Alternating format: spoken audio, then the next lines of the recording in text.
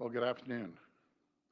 We've been working hard to get people back to work, to get more people back on the job safely and gradually.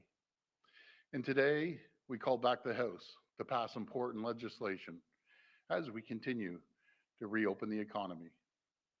I want to thank all the parties for their support and cooperation. Today, we'll be asking the House to extend the declaration of the emergency order until June the 2nd. This extension will also continue enforcing important public health measures. And while we've made significant progress, we still have a long way to go. But we also have many reasons to be hopeful. We're making steady progress. On Sunday, we saw the lowest daily number of new cases since March 31st. Our hospitals have added over 5,000 acute care beds. We're continuing to ramp up testing. If we stay the course, we will soon be ready to take the next step. And now is the time to prepare. We're talking to our business owners and job creators. Their input is helping us inform our next steps and the barriers we need to remove to ensure they can succeed in this new environment. We now have over 80 workplace safety guidelines to help our employers keep their staff and customers safe. We're building a solid foundation for the cautious reopening of our province. We're charting a path to a strong recovery. With the progress we've made, I'm confident we can move forward. On Thursday, we will share more good news. More good news about getting people back to work, more good news about opening workplaces, getting paychecks out the door, more good news about slowly getting back to normal. On Thursday, we will share more details about the next stage of reopening our province. We'll be reopening more low-risk workplaces, seasonal businesses, and essential services. We can get more people back to work. We have been through a lot these past few weeks. We have sacrificed so much. We've lost loved ones in this fight, but we remain resilient and unbreakable. And this has made us stronger, more united than ever before. Together, we'll face our future. We will rebuild what we have lost and more. Thank you, and God bless the people of Ontario. Now I'll pass it over to Minister Phillips.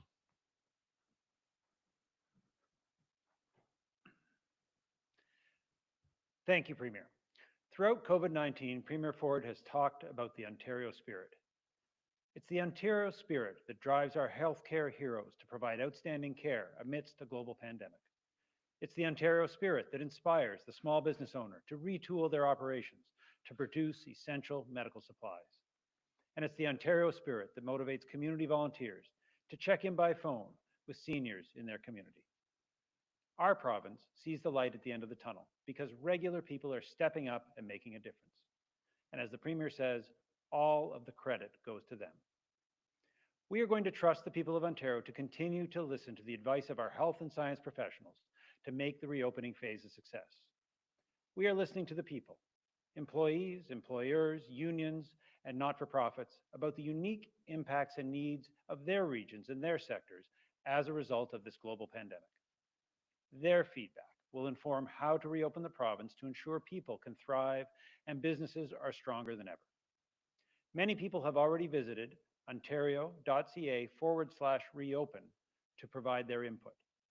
The online survey seeks feedback on the impacts of COVID-19 on personal finances, business supports, and government relief measures. We've asked MPPs in all parties to hold local consultations in their ridings so we can hear from people across the province. Now is not the time for partisan politics. This builds on the discussions ministers are having with representatives from every sector in the province about their unique needs amidst COVID-19. We know that many of these are practical concerns. What level of cleaning is required for their business? How to set up a business for physical distancing, and all of the nuances of PPE. These may seem like minor details, but as someone who has run a business, I can assure you these are details that matter. And these details are essential for our public health. The more than 80 workplace safety guidelines the Premier mentioned that we've released will help. In fact, the real life experience of essential businesses who've operated through the pandemic have fed into this process. We know the reopening phase is close. So we're preparing by listening to the questions, concerns, and ideas of the people of Ontario and making sure that they inform our plan. Because we are seeing positive signs. And when it's time to reopen, we want to succeed together. Thank you. We'll go to the phone line for questions. Just a reminder, one question, one follow-up. First question, please. Your first question comes from Rob Ferguson with the Toronto Star. Please go ahead. Hi, Rob. Hi, Premier. It's nice to be first. I just want to say that's quite the beard that Paul Calandra has there. I wanted to ask about public health. I think the last time I asked about this was a couple of months ago before we got really into the thick of this, and I was asking about the public health cuts in the 2019 budget. And your answer was that you were going to take them year by year. So where are you on that now? Is that changing? Well, I'll pass that over to the finance minister. He'll be taking care of that. Thank you. Thank you for the question. Ferg, as you know, as you'll recall, we suspended the discussions around restructuring in public health and then added $160 million in the March 25th financial statement to support public health. That came in a variety of forms, direct support for our public health professionals. It also talked about the expansion of things like our telehealth programs that have since been expanded even beyond that. So there's been a significant investment since the March 25th announcement in public health. We'll continue to make sure that those frontline professionals have the resources they need. They're so essential for items like contact tracking programs and our testing programs. Okay, thanks for that, Rod. And just if I can get Christine Elliott up there, please. Minister, today you were asked about the sample the testing of COVID-19 samples, and it was down to 12,000, just under 12,000 tests processed Monday. This seems to be a problem, like you mentioned, that happens every week. Why can you guys not solve this problem of getting samples to the labs to take full advantage of the testing capacity? Because there are, yesterday, for example, there are like about 8,000 tests that couldn't be processed. And that's a lot of information that you could be relying on. Well, we need to continue with the high levels of testing that we're doing. And you're right, this does happen on a weekly basis. But that is really because of a transportation problem that exists on the weekends. That is just not physically possible to move some of the samples from the test sites to the labs. So as our economy opens up more, hopefully we will have more transportation opportunities and we will be able to deal with that so that we don't have that one-day delay. But we are getting our test volumes up high, and we know that we need to continue testing as we start to open up the economy. That's going to be very, very important to understand if there are any impacts as a result of the changes that we're making and opening up. So we need to keep the number of tests high on a daily basis. Next question. Your next question comes from Travis Dahraj with Global News. Please go ahead. Hi there, Premier. Hi, Good Travis. afternoon. So I know in the legislature you were asked a couple times about a public inquiry, and Jill Andrew talked about this very emotional story about one woman who had to sit next to her mother's dead body overnight at Megan Manor because there weren't enough staff there. So I'm just wondering, for a family like that, or for families who have relatives in long-term care that are wondering why you won't commit to a public inquiry, why you're just committing to a review, what would you tell them? Well, we're going to do a complete review of long-term care, and Travis, as we move forward, we're improving the systems as we go, but we have a lot of improvement still to do. And we inherited quite a mess, and I'm not going to blame the previous government. This has been going on for decades, but it's a system that we're going to need help from the federal government to get the proper funding in there.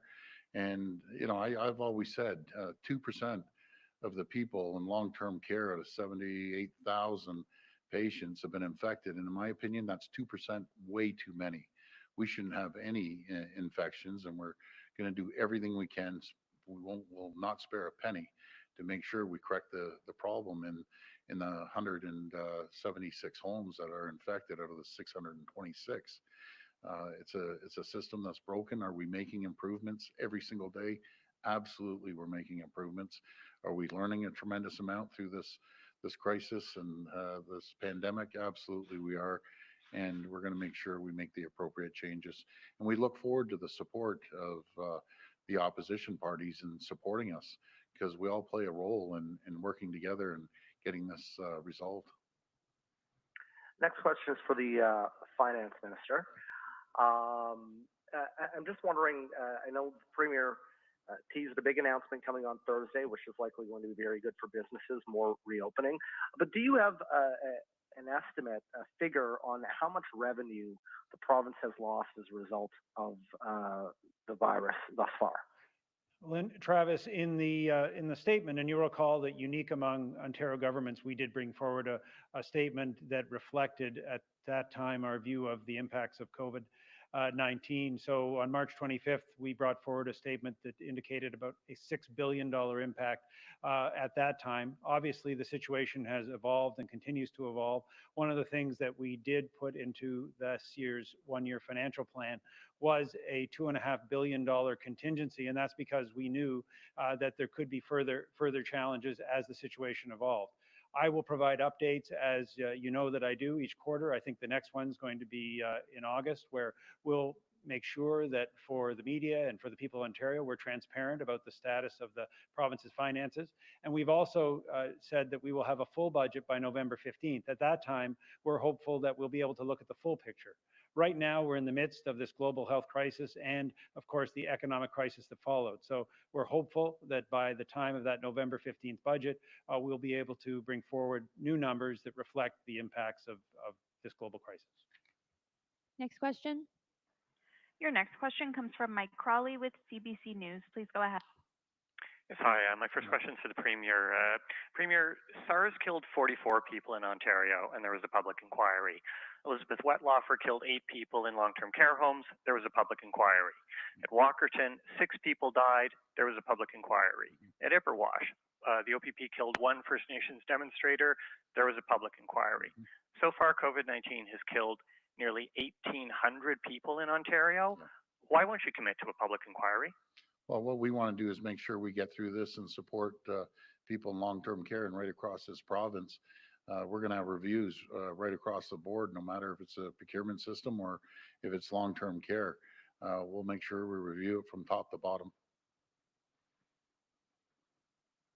My follow-up is for Health Minister Elliott. Minister Elliott, the Registered Nurses Association of Ontario is expressing concerns that long-term care homes, although they are eligible to become part of the Ontario health teams, that it's not a mandatory thing. And so they're suggesting that it be made mandatory that long-term care homes become part of the Ontario health teams to avoid the kind of things that have been happening during COVID-19. Are you willing to consider making it mandatory? Well, in actual fact, most of the teams that have come forward already as local Ontario health teams do have long-term care included as part of their group, because we want to create the integrated care experience for people across the province of Ontario so that they have excellent care, whether they're receiving home care, care in hospital, or care in a long-term care home. That is something that all regions understand. They will also want to have public health involved, because we've seen how important public health is as part of this pandemic. So I don't think it's necessary to make it mandatory. It's just happening naturally. Next question. Your next question comes from Allison Jones with the Canadian Press. Please go ahead. Hi, Allison. Oh, hi. My question actually might also best be directed to Minister Elliott. Yep. It's about the pay premium that was announced in late April. Wondering why all hospital workers aren't included. QP is saying that it doesn't include maintenance workers, dietary technicians, and ward clerks, despite their very frontline roles. Well, since we introduced the pandemic pay, we have heard from a number of organizations and individuals that were not included but have quite compelling reasons why they should be included. And so we're still listening to them. We're still understanding why they weren't included in the first place and are still looking to expand if necessary, because we want everyone who has been a frontline care provider to be recognized with this small token of financial assistance, but they deserve to be recognized for being at the bedside as well. So we are still listening, we are still hearing from people, and we're still considering other groups. And the union also says that the government hasn't actually flowed this money to hospitals yet to increase workers' pay. Do you have a timeline yet for when that's going to happen? Well, we have had several discussions with the Ontario Hospital Association as well as with some of the groups. So until we get things straightened out with respect to which workers in the hospitals are going to be receiving the pandemic pay, the payments haven't been made yet, but they will be as soon as that's clarified. So those discussions continue on a daily basis, but we want to be able to proceed quickly with it once that's resolved. Next question. Question comes from Mark Douglas with 680 News. Please go ahead. Hi, Mark. Thank you. Question for Premier Ford regarding this big announcement coming up on Thursday for next reopening plan. Obviously, you don't want to mention dates right now. Could you give us an indication as to which sectors of the economy you may be focusing on? Who gets to open up next? And I'm wondering specifically if it's going to be restaurants and possibly just regular shopping. Well, Mark, what I can tell you, we'll have more details on Thursday, and it will be stage one of 3 stages. So that's very important that the people of Ontario have all followed the protocols, and we've hit stage 1 on Thursday. So we'll have more details as that rolls around. Thank you. Premier, while you're there with the microphone, I'll put this question to you first. The official opposition released a memo today from Ministry of Children, Community and Social Services in which frontline workers at residential homes were told to start wearing cloth masks as opposed to proper PPE medical masks. Can you explain why such a memo would go out when you yourself have repeatedly said that all the PPE that frontline workers need is only a phone call to you away? Mm-hmm. Well, I'll have that discussion with the minister and along with the chief medical officer. That's where we get our recommendations from the health table and the chief medical officer, but I will have that discussion with the minister. And I will stick with what I've always said. If people are dealing with COVID patients, they should be having the proper PPE. Next question. Your next question comes from Randy Rath with CHCH-TV. Please go ahead. Hi, Premier. Hi, Randy. In your opening statement today, you were talking about businesses that want to open and that they should look at the guidelines that your government has put out for businesses reopening. Mm-hmm. The problem is these are only suggestions. There's no teeth to them. Shouldn't they be, regulations or statutes to better protect the public? Randy, we want to make sure we actually went from 60 up to 80 areas of protocol that they should be following. We will have inspectors going into stores to make sure they inspect and they're following the proper processes to make sure not only their staff but their customers are safe as well. So we're going to continue with the inspections right across the board. And I have confidence in businesses. They're already getting ready to open up, and they're very responsible. Vast majority of businesses are doing everything they can to protect their staff and their customers. So it's the right thing to do. As a follow-up, are you worried that because so many people have been out of work for so long that there's a desperation setting in and that people would put themselves in jeopardy and not wear PPE when they would probably be better off wearing it just so that they can maintain or get employment? Well, I think when you have an opportunity to wear it, you should wear it. And as one of the doctors mentioned on the health table, and if you can't get a hold of PPE, wear a scarf. It's better than not wearing anything at all. And it protects other people close by. But where you can, yeah, it's recommended, especially if you're going into stores and that. Next question. Your next question comes from Christina Elliott with CP24. Please go ahead. Hi, Premier. Thanks Hi, for taking Christina. the time to answer my question. My question, I know you acknowledged that on Thursday you'll be making an announcement about workplaces reopening, but the province's emergency orders, including limiting gatherings to a total of 5 people, that order expires on May the 19th. So can we expect an easing on that order sometime soon, recognizing that, of course, you're looking to expand the province's state of emergency until June the 2nd?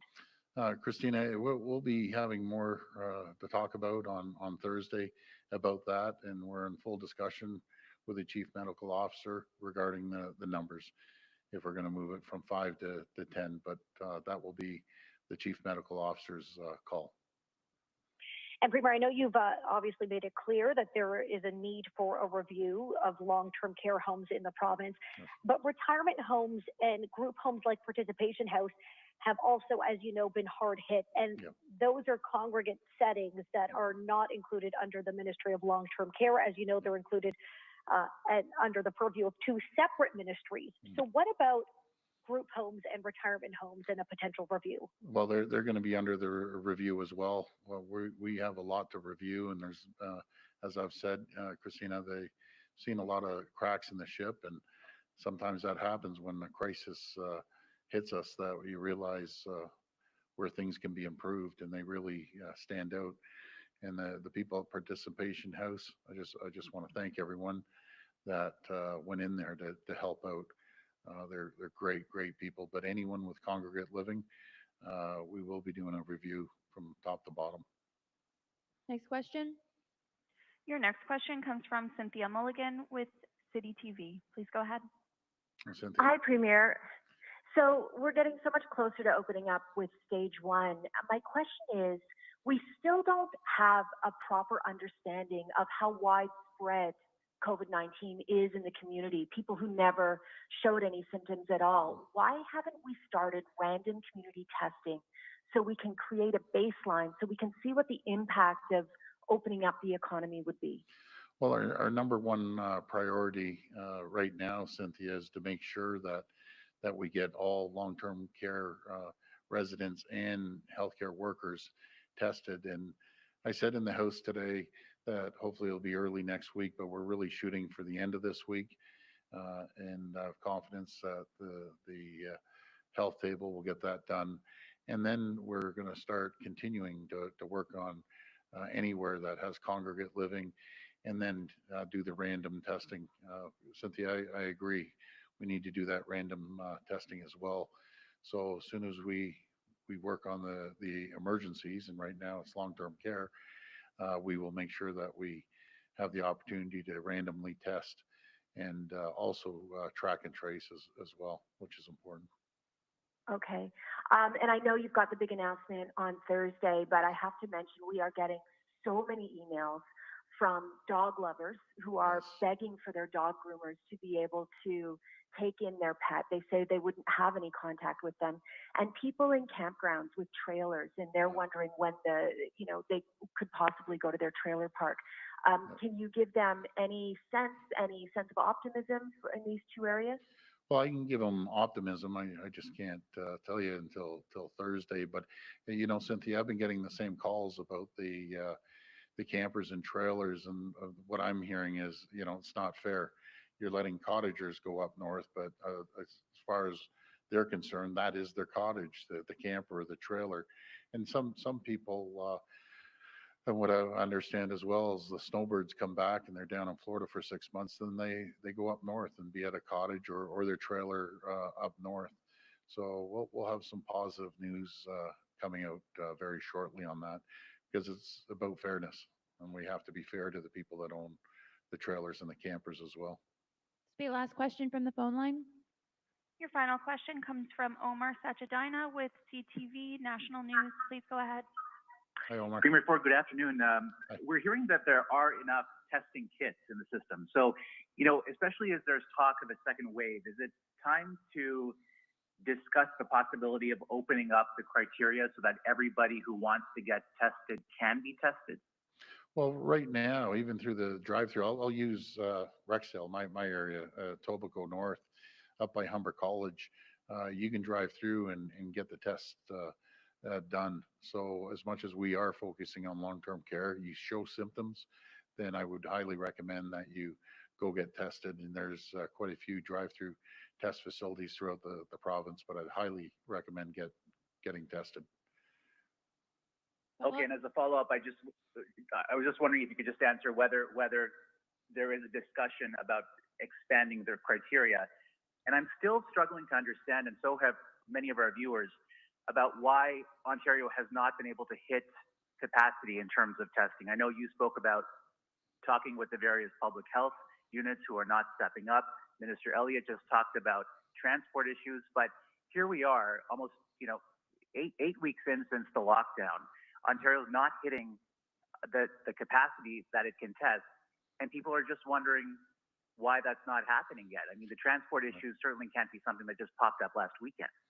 Yeah, no, I understand, Omar, and I'm pushing as much as I possibly can. I do appreciate the work public health and the health table are doing, but our target is 20,000. They came close the other day. But I also have to remind everyone, we're leading the country now in tests overall and per capita. We're going to continue on this pace. We're one of the leaders in testing globally, worldwide per capita. But you know what I believe, Omar? I don't believe in excuses. I believe in hitting the numbers. So we want to hit 20,000. You're right. We have everything that we need. We need to hit 20,000, and that's our target. Omar, I hear your frustration. I'm not disagreeing with you. We will get there. Premier, this happened while you were in the middle of this. It looks like the CNU's been canceled this year. Your thoughts? I know you went there with your grandma. Yeah, I went there for like all of us growing up. They didn't have a Wonderland when we grew up, and that was the highlight. I remember going to the CNE with $5, $10 in my hand, and you'd be there all day. That's going to be the first time I understand it's ever going to be closed. But these are some of the sacrifices that we're facing as a society, and I'm going to miss it. It's one of those things that you make sure you go every single year since I can ever remember. So it's really going to be missed, and especially the kids that have been going there for years. Especially our age group. The baby boomers. We all grew up there. We'd go down there, and those are the days that remember you'd be able to hop on the bus and go to the Dufferin Gates and get off with a bunch of friends. You didn't have to worry about anything. Your parents would let you go down there, and we had so much fun. We'd get there in the morning, we wouldn't come back till late at night, and again with $5 or $10 in your pocket. But I love. Do you remember those dollar spaghettis there? You used to have the dollar spaghettis or the double bubbles, and he used to be able to survive for quite some time. I think the spaghetti was 25 cents, and you'd be able to play the games and rides. Here I go reliving but it's something part of our culture here. It's part of our heritage, going back over 100 years. So I'm going to miss it. Okay, thank you. Okay, thanks so much, everyone.